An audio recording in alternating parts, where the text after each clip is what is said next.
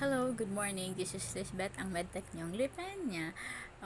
Today, cross-matching naman tayo. So, sa mga tao na bumabagsak ang level ng hemoglobin, so, sinasalina na sila ng dugo. Yung mga may dengue na bumabagsak ang platelets, sinasalina na rin sila ng dugo. Yung mga taong may mga thalassemia, yung mga dinadialysis, sila yung mga taong sinasalina ng dugo. So, hindi porke, halimbawa, ako, type O ako, bumaba yung hemoglobin ko. So, kailangan ko salinan ng type O din.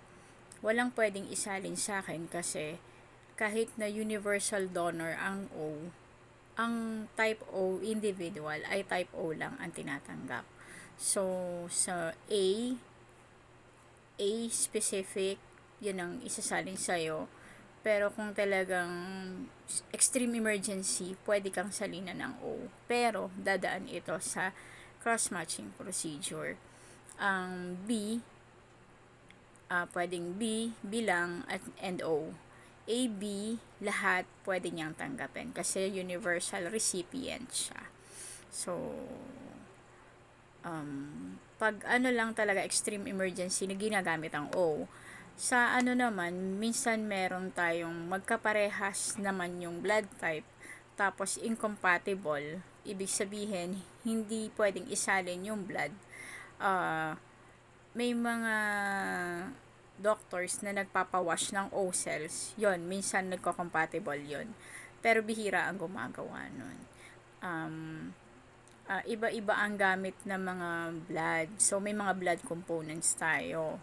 Fresh whole blood, pack RBC, platelet concentrate, fresh frozen plasma, mga cryo precipitate, ganyan. Pag yung excessive, yung pagkawala ng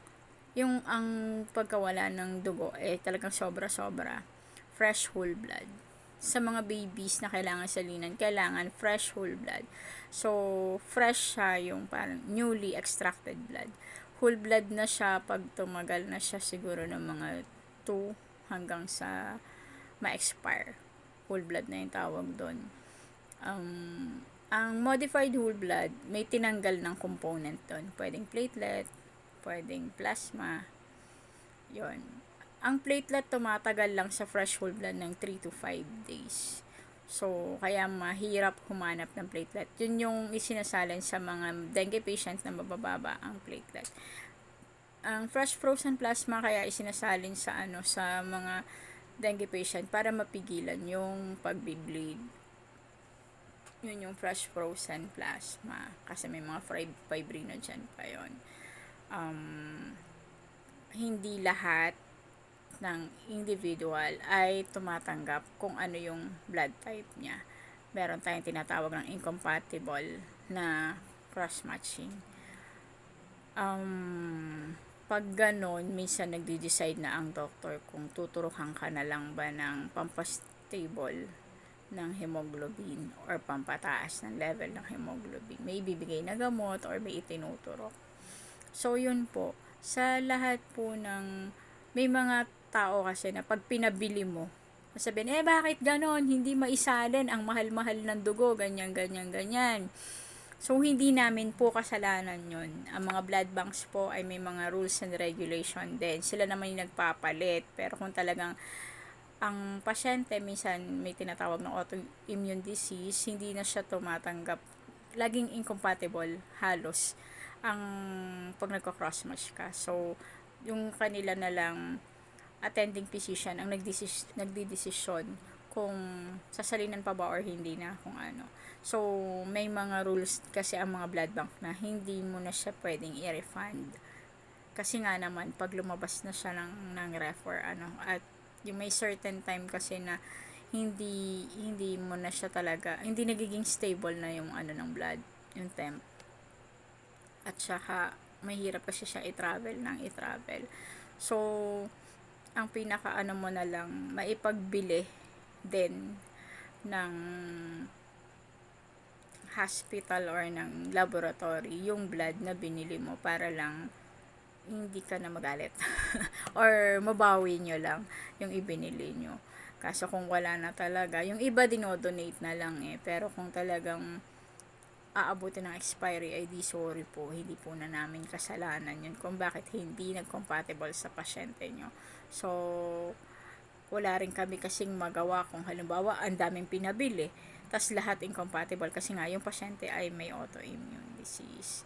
So, ayun po, maraming factor, maraming nagiging hindrance kaya hindi nakakabitan or nasasalinan yung pasyente.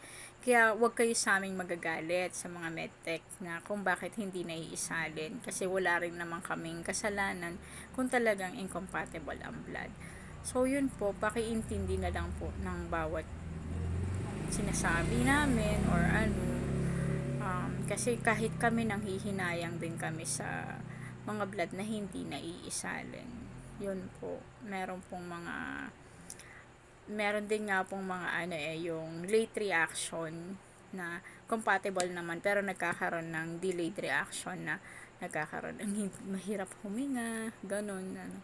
So, hindi na namin control yon kung halimbawa po, hindi na isalin lahat. So, mas mahirap pag isinalin lahat tapos nahihirapan na yung pasyente nyo. Kaya ako naman sinasabi ito. Marami nga kasi din nagre-reklamo sa amin na bakit hindi maisalin, ang mahal ng blood, hindi maibalik, di ganon. Sa mga doctors naman po, kung halimbawa naman po na talagang sa dalawa, tatlo ay hindi na po talaga mag-compatible yung blood. Baka naman po makahanap kayo ng way na hindi na sila gumastos kasi ang mahal nga naman po. Di bali po kung may nagdo-donate sa kanila. Ano po? So, yun lang po. Kung bago kayo dito sa channel ko, please subscribe, like, and share, and hit the notification bell for more updates. Thank you!